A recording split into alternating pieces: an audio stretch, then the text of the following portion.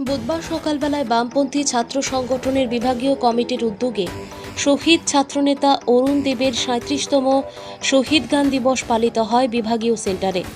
এই কর্মসূচিতে উপস্থিত ছিলেন ছাত্র সংগঠনের সোনামুড়া বিভাগীয় কমিটির সম্পাদক আনিসুর রহমান, সংগঠনের অপর নেতৃত্ব ইমাম হোসেন, রবিউল রহমান, ওমর ফারুক, খাদিজা আক্তার, স্নেহা ফেরদৌস, রাসেল হোসেন। এছাড়া উপস্থিত ছিলেন বিধায়ক শ্যামল চক্রবর্তী, সিপিএম মহকুমা সম্পাদক মণ্ডলীর সদস্য অধীর ভৌমিক, শ্রমিক নেতৃত্ব সাম্য মজুমদার, বাবুল দেবনাথ সহ অন্যান্য গণসংগঠনের নেতৃত্বরা। ঝিরঝির বৃষ্টি হত্যা করে দুর্যোগপূর্ণ এই আবহাওয়ার মধ্যেও কর্মসূচি বাস্তবায়ন করতে সক্ষম।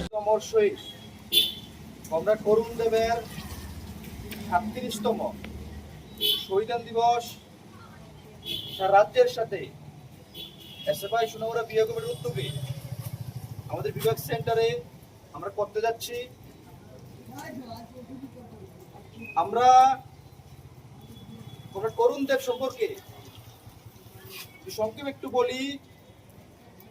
কমরেড অরুণ দেব ছিলেন এসএফআই ত্রিপুরা রাজ্য কমিটির সদস্য এবং ছাত্র সংগঠনের মুখপাত্র, ছাত্র সংবাদের সম্পাদক মন্ডলীর সদস্য।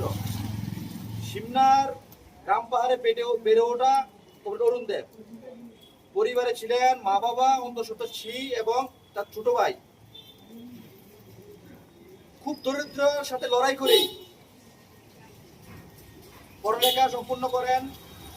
উচ্চ শিক্ষার জন্য কলকাতার সুযোগও পেয়েছিলেন, কিন্তু দারিদ্রতার কারণে এই শিক্ষা তিনি গ্রহণ করতে পারেননি। আস্তে আস্তে তিনি বৃহত্তর গণতান্ত্রিক আন্দোলনের সাথে যুক্ত হন, দেশের কথার সাংবাদিক হিসেবেও কাজ করেন। 1998 সাল, চারিদিকে কংগ্রেস সরকার চলছে, খুন, দর্শন, রাহাজানি, চিন্তায়, এটা ছিল নিত্য প্রয়োজনের একটা ঘটনা। 1990 সাল 8 জুলাই রাজ্যে তখন এডিসি নির্বাচন। ঈশানপুর স্কুলে সিপিআইএম প্রার্থীর পুলিং এজেন্ট হিসেবে ওই স্কুলে বসেন কমরেড অরুণ দেব। সূর্য যখন মধ্যগগনে, তখন সমগ্র ত্রিপুরা রাজ্যের যতগুলি পুলিং স্টেশন রয়েছে সেগুলির মধ্যে কংগ্রেসের ঘাতক বাহিনীরা রিগিং করার জন্য, চাপাপড় দেওয়ার জন্য তারা অগ্রসর হন। ঠিক তার সঙ্গেই ঈশানপুর স্কুলেও